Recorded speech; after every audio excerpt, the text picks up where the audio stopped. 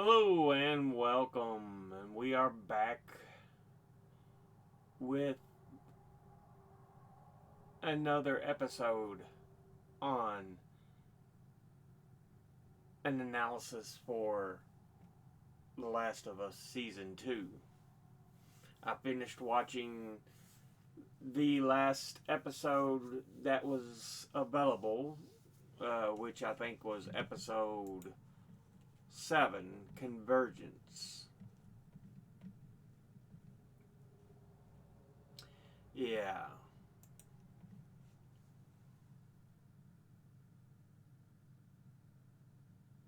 We reached day 3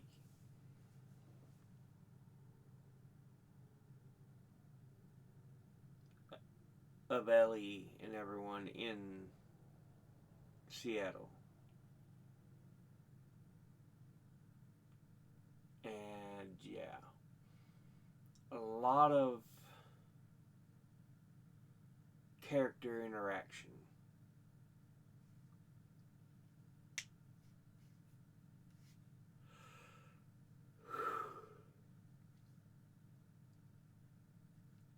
And Ellie has to deal with a lot of ramifications of what she's doing.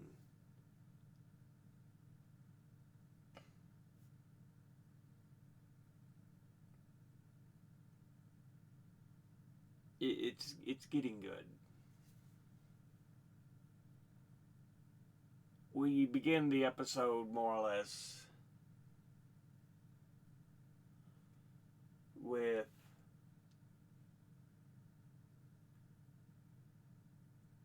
Jesse trying to pull a crossbow bolt from Dina's leg. And of course, he's pouring whatever type of alcohol it is, whiskey, brandy, bourbon, etc., etc., more or less as a sterilization, an attempt at sterilization, since, it's meant to um, try to clean a lot of the bacteria off.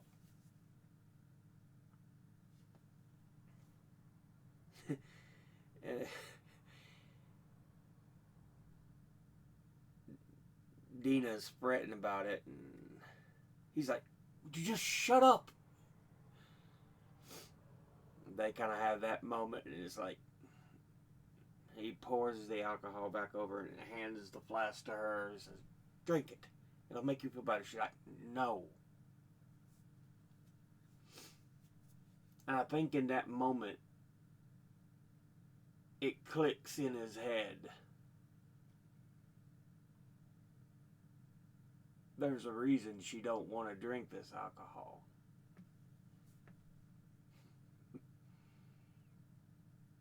But anyway, he pulls the bolt from her leg. And the next thing we know,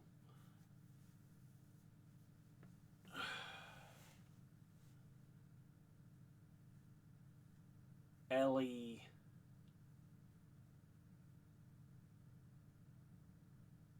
has come back from her encounter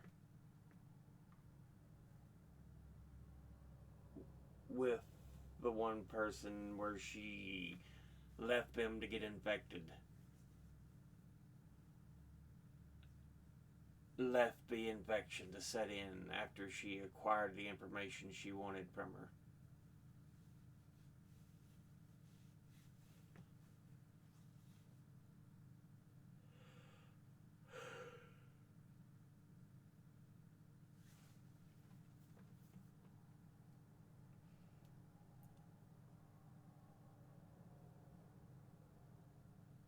Her Ellie and Jesse have brief words before Ellie goes into it, asking where's Dina, and goes into the back room to check on her. They talk for a bit.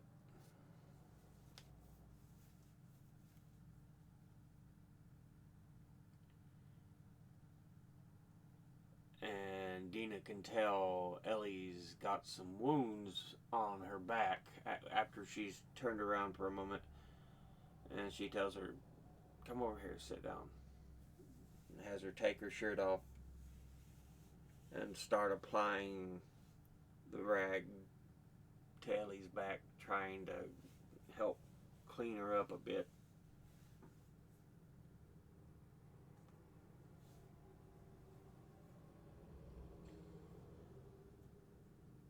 And yeah, Ellie's back is covered with a lot of scrape and scratch marks.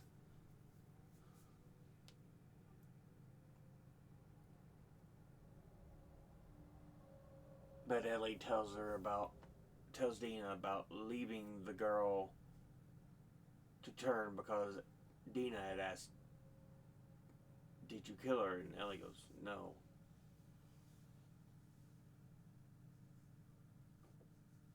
"I left her. She was already infected, ready to turn."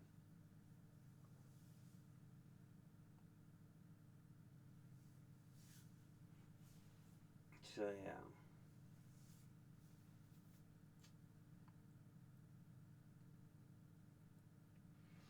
Finally, Ellie is forced to break down.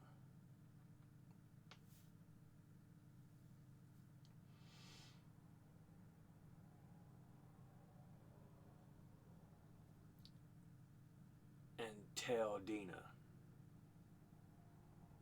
"It's all because of me."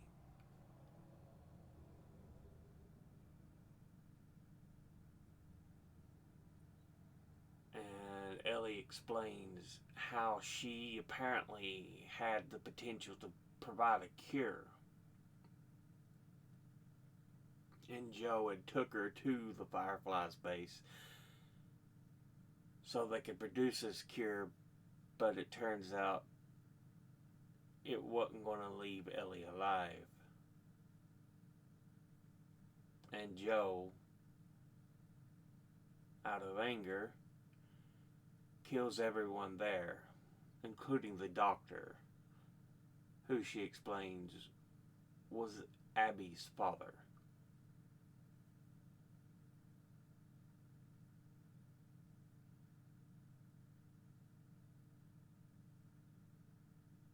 And you can see this kind of catches Dina off guard for a bit.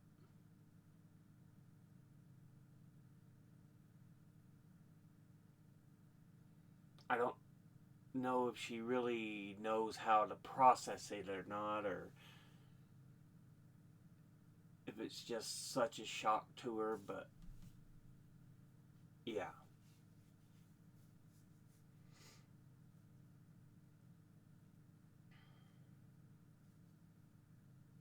Anyway,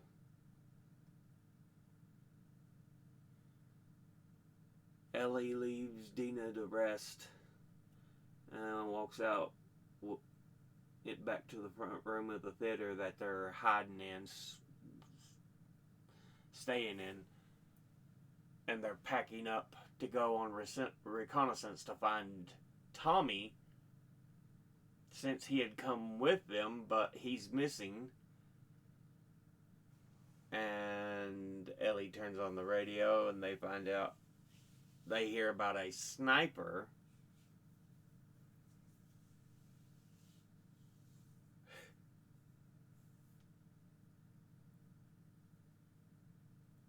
and they make their way up the theater towards the top, and they're looking out over the theater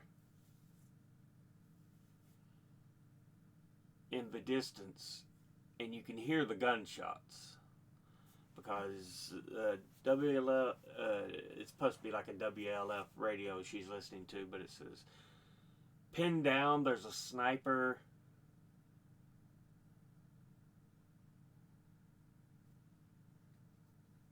And at first, they both kind of agree that's likely Tommy. But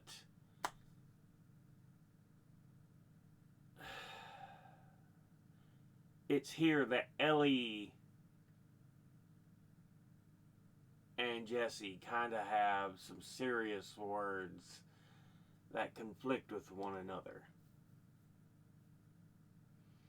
Jesse talking about the need to do what's right for the community and calling Ellie selfish, while Ellie's like, my community was killed before my eyes, and I was forced to watch.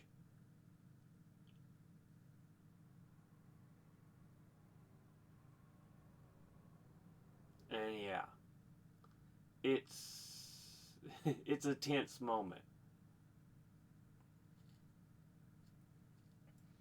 But anyway, they do go out to try to get Tommy, and at one point they have to avoid some shots, so they get into this garage. But it turns out the shots are not being fired at them. It just so happened to go past them.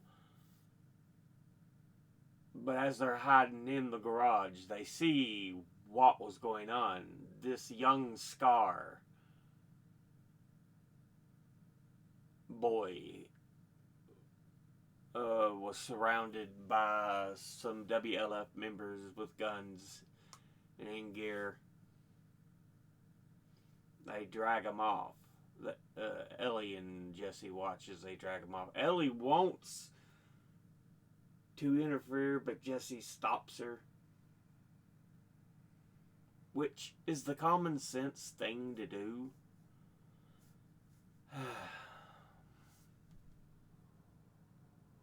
But of course, Ellie is all fired up at that moment.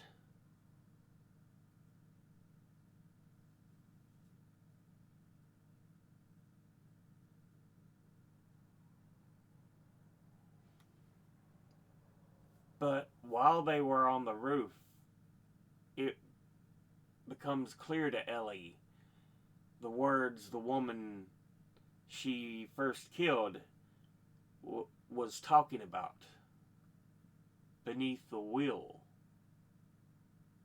the aquarium, because she saw it in the distance.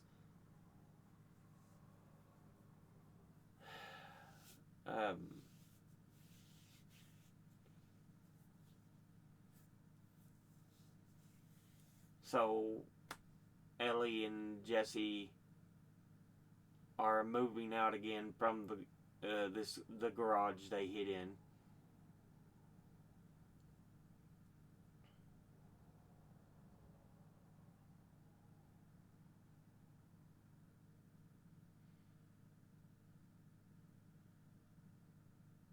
And they're meant to be out trying to find Tommy, but Ellie, of course, makes her own way. Goes off on her own. She's going to hunt down Abby at the aquarium.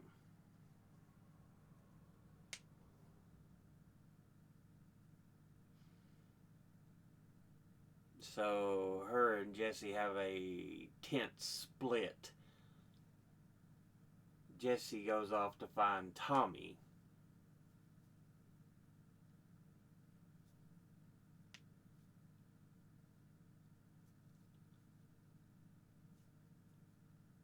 While Ellie is going to the aquarium, and dark does set in and everything, because it takes her time to get across everything to finally get to where the aquarium area is.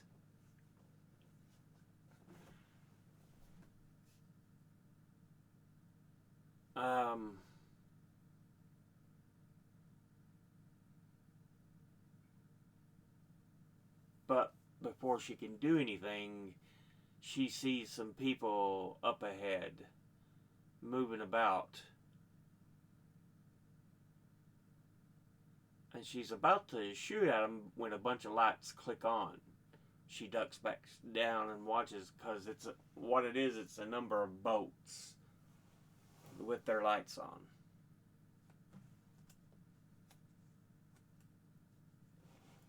And yeah,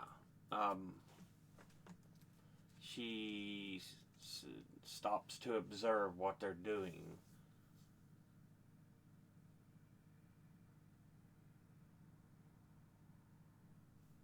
And they're loading up everything.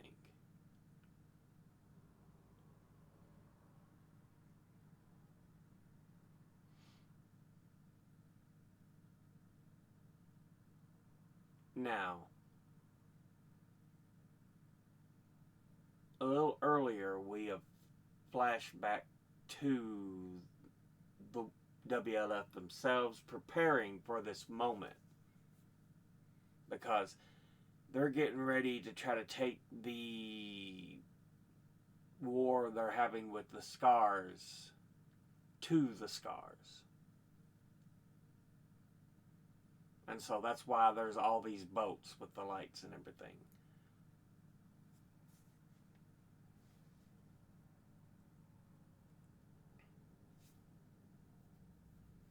And Isaac is talking to one of the other leaders of the WLF, and they're discussing it, and if everybody's ready, who's missing.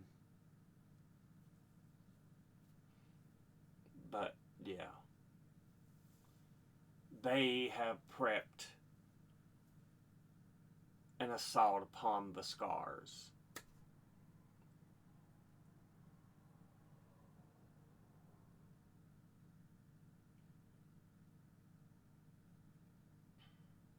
But essentially, we catch Ellie after the people in the boat and everybody have gone. She gets in this little rinky-dink boat with a motor on it in the storm. It's raining, it's dark. I don't know why she thought in her mind, hey, I'll just take a boat out.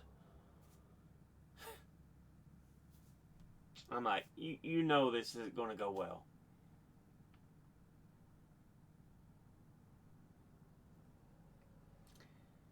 Well, she goes so far before, a big wall of water is seen rising up, and she's now trying to veer away from it, but she can't. Poof, on top.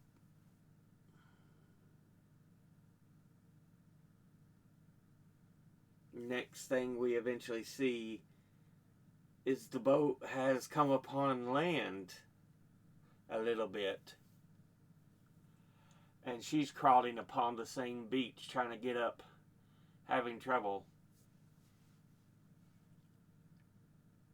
coughing and everything, where she's had to survive all that water. And as she's crawling too, she sees a boy up on a little hill just above her, and he goes back. Well, she kind of says, hey. He goes back, and next thing you see, in comes some older men, and Ellie's now trying to move and get up. They come down and they just grab her by the arms and pull her along from the beach. And she's scared to death. She's saying nothing at first, no real struggles, because they're just dragging her with them. And finally, you see some lights by some fires and barrels, and she sees a noose. So yeah. Now she starts to panic. I'm not one of them. I'm not WLF. I'm not a wolf. But they don't say anything. They continue, and they put the noose around her neck, pull her up, they're about to kill her because they've got her up in the air by the noose, and she's kind of struggling to breathe and swinging her legs, and they give the signal they're going to kill her, when all of a sudden she is saved by pure luck by the WLF invasion, because you hear explosions and stuff in the background, and they're like, village. And the one guy holding the rope kind of looks at the woman who was getting ready to do the execution of Ellie, and the woman goes, just let her go. We gotta go to the village. So yeah, she has her first full encounter with the scars, and immediately she makes her way back to the beach and gets in the boat and heads out. Heads back. And yeah, she makes it back to the dock and heads to that aquarium where the wheel had been. At this point, it's completely dark.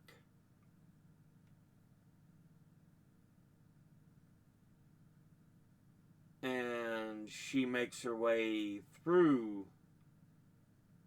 the building, down floors. When she first gets in, she sees a lot of surgical material, a lot of surgical items and gauze, and yeah.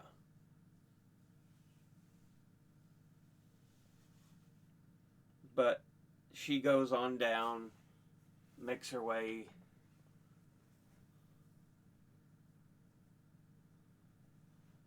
and she encounters two of the people who were of the party who killed Joe.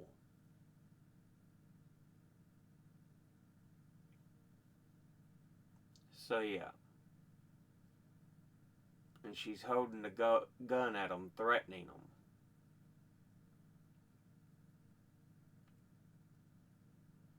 Asking, where is Abby? Where is Abby? And she sees the map on the table. She says, first, she's going to bring me the map and point where Abby is. And then, you're going to point where Abby is. And I'll better see it match. So, yeah.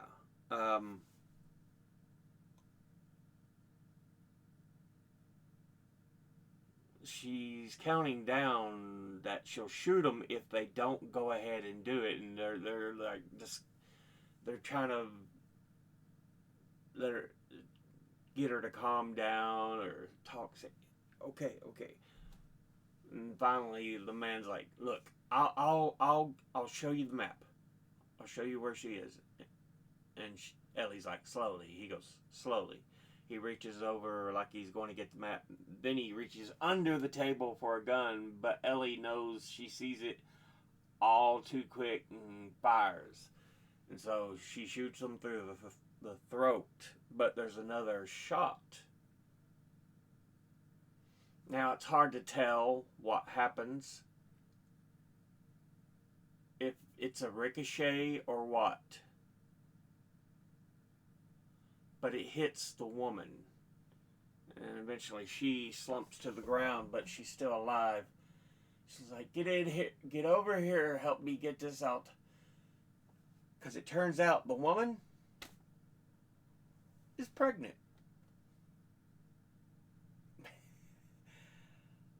And the regret becomes clear in Ellie. And the woman's trying to tell her how to do an incision, and then she's kind of fading and babbling about something else, but Ellie is unable to do the incision for the baby. And she puts the shirt back over the woman's belly, and she's on her knees crying. And about that point, Jesse and Tommy show up.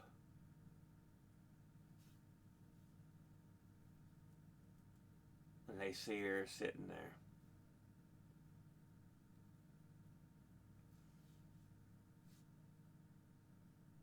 Tommy gets her, and they make their way out and head back to the theater.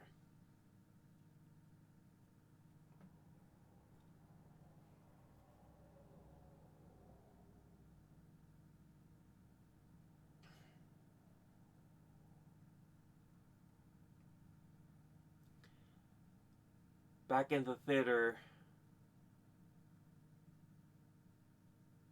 Ellie and Jesse go back to one of the back rooms. Tommy and Dina are in the other room because Tommy's like, I'm going to go ahead and get everything packed so we can get ready to go. Because Tommy had asked Ellie before, says, look, Abby may just have to live. Are you going to be able to make peace with that? And Ellie's like, I guess I'll have to.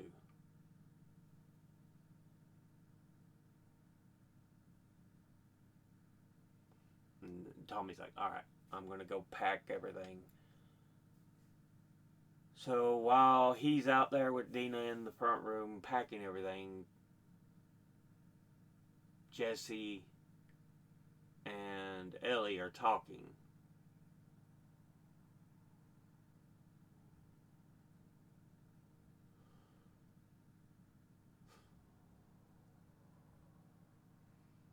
And Jesse, he tries to act like he didn't want to come back for her, but he has to admit, actually, yes, I said we have to go. I did want to come back for you. But he's like, because I know you would go through fire and brimstone if I was out there somewhere and needed help.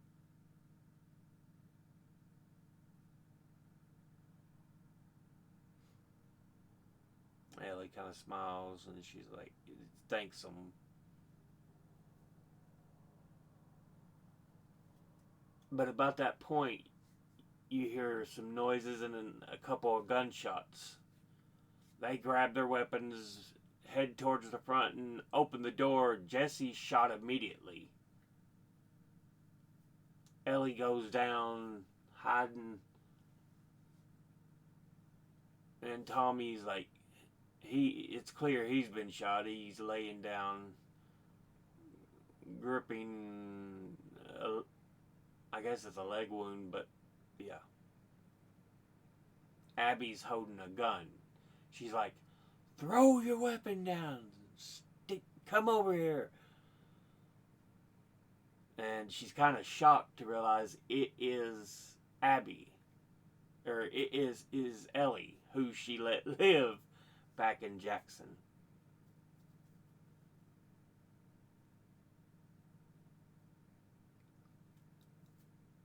And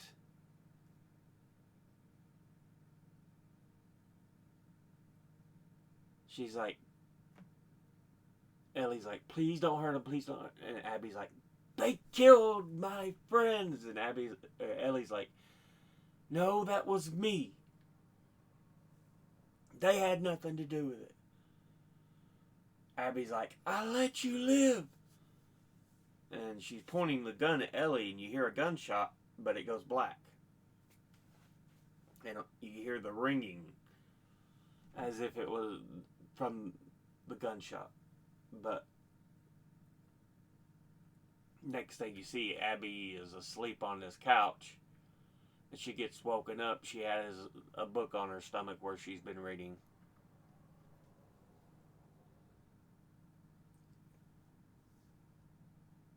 But she had passed out with it. And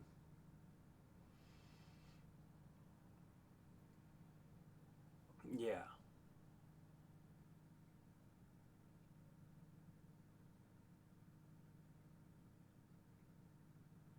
The, the person tells Abby, Isaac needs you up front. And so Abby is walking out, and She walks out over this little field and looks out, and you can see some trucks and stuff moving through. And it says Seattle, day one. So we are going back to the first day. And it's going to be from Abby's view.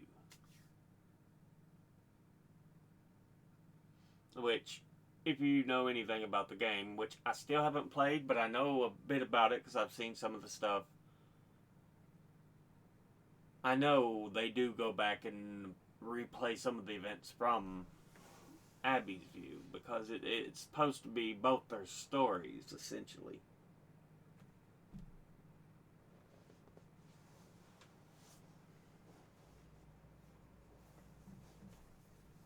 Because the two are so closely tied from different points of the same events.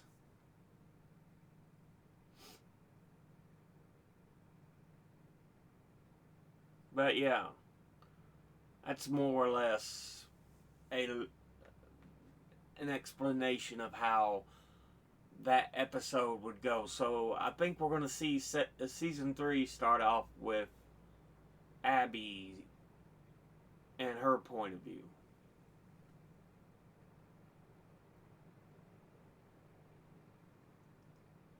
And overall, so far, I think it's been great.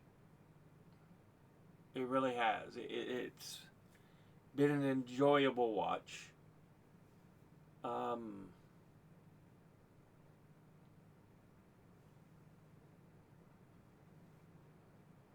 yeah, everything is interesting thus far.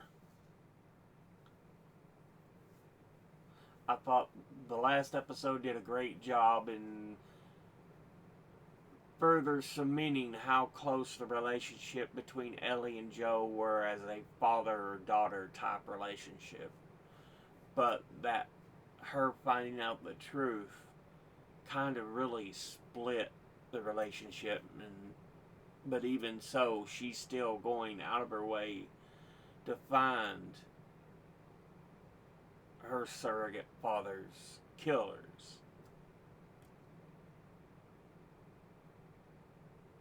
And she tells Jesse, says, my family was killed, my community was killed before my eyes. I was forced to watch as they were beaten to death.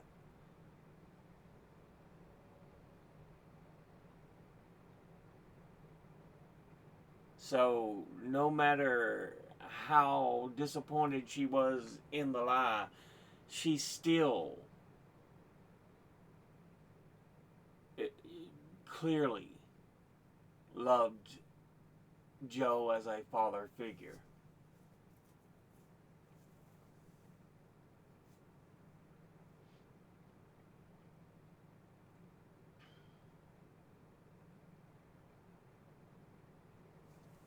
But yeah.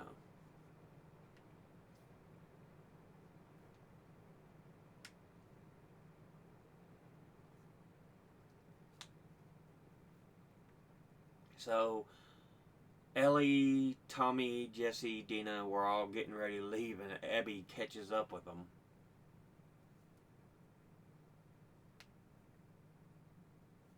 But we're getting ready to go into Abby's stories, her part, her side, which a lot of people may not like when you tell the other side story, but I think it makes it interesting because you know everybody's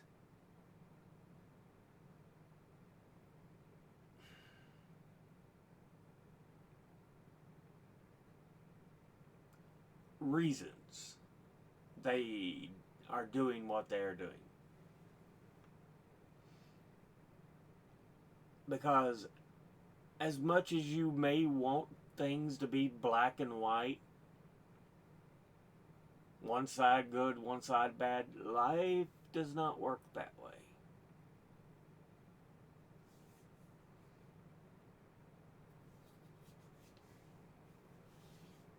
It's often a matter of countervailing issues. disagreements. Not just a simple, they're good and they're evil.